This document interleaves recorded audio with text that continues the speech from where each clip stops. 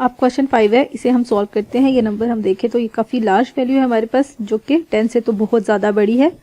हम एक चीज़ यहाँ रिपीट कर लेते हैं। हमने बेसिकली दो कंडीशंस देखी थी कि एक तो हमें जो गिवन नंबर है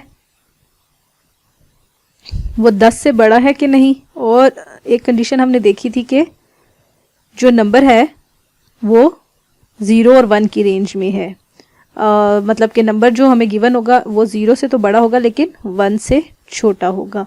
अब अगर कोई क्वेश्चन इस कंडीशन पे मीट हो रहा है तो हमने इसके स्टेप्स फॉलो करके उसे साइंटिफिक नोटेशन में रिप्रेजेंट करना है, और अगर कोई क्वेश्चन इस कंडीशन पे होल्ड कर रहा है तो ये वाले स्टेप्स फॉलो करके हमने जो नंबर है उसे साइंटिफिक नोटेशन में रिप्रेजेंट करना है।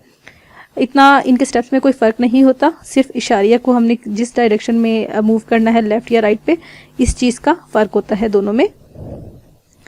अब हम क्या करते हैं कि ये तो हमें पता है कि हमारा जो क्वेश्चन 5 है ये बहुत बड़ी वैल्यू है जो कि हमारी इस कंडीशन पे मीट हो रही है, जिसमें नंबर हमारे पास ग्रेटर देन 10 के आता है, और ये इसके लिए हमारे पास ये स्टेप्स हैं जो लिखे हुए हैं कि नंबर को हमने किस तरह साइंटिफिक नोटेशन में कन्वर्ट करना है। तो हम नंबर को साइंटिफिक नोटेशन में कन्वर्ट करते हैं। तो सबसे पहले हम क्या करते हैं कि हमने बेसिकली सबसे पहले इशारिया को मूव करना होता है। अगर हम देखें तो हमें इस नंबर में इशारिया नहीं मिल रहा, तो हम क्या करेंगे, पहले तो इस नंबर में इशारिया लगाते हैं। उसके लिए हम नंबर एज इट इज़ लिखते हैं जो हमें क्वेश्चन में दिया हुआ है। तो क्या दिया हुआ है, 2 3 4 6 0 0, फिर हमारे पास आता है 0 0 0, फिर हमारे पास आता है 0 0 0।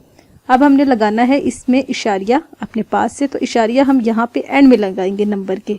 ठीक है, हम नंबर के स्टार्ट में इशारिया नहीं लगा सकते, क्योंकि अगर हमने यहाँ स्टार्ट में लगा दिया तो ये नंबर को बहुत छोटा बना देगा। एंड में इशारिया लगाया, इससे ये होता है कि ये जो नंबर है इस पर कोई फ़र्क नहीं पड़ता, ये जितनी लार्ज वैल्यू थी अभी भी उतनी ही लार्ज है।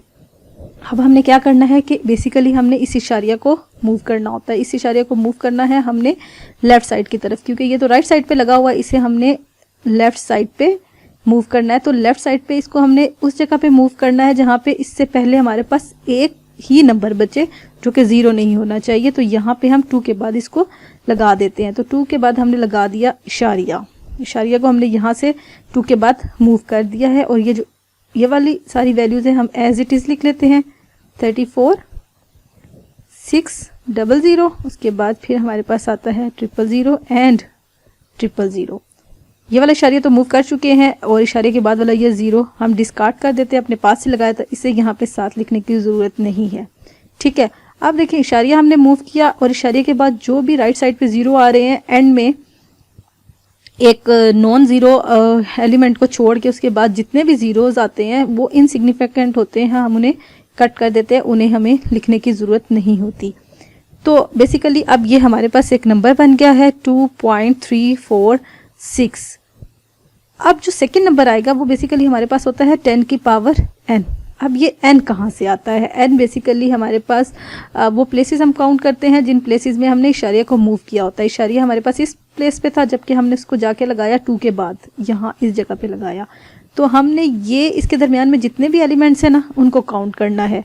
तो ये कितने एलिमेंट्स हैं? 1 2 3 4 5 6 7 8 9 10 11। तो 11 एलिमेंट्स हैं, तो n आ गया 11। अब ये हमने देखना है कि ये 11 पॉजिटिव का होगा या नेगेटिव का। अगर तो हमने इशारिया को उल्टे हाथ की तरफ मूव किया है, जो कि यहाँ पे हमने इस क्वेश्चन को सॉल्व करते हुए उल्टे हाथ ही की तरफ इशारिया मूव किया, तो n हमारे पास होता है पॉजिटिव। ठीक है, तो n हमारे पास +11 आ गया, तो प्लस लिखने की ज़रूरत नहीं होती, तो यहाँ पे हम लिख देते हैं 10 की पावर 11।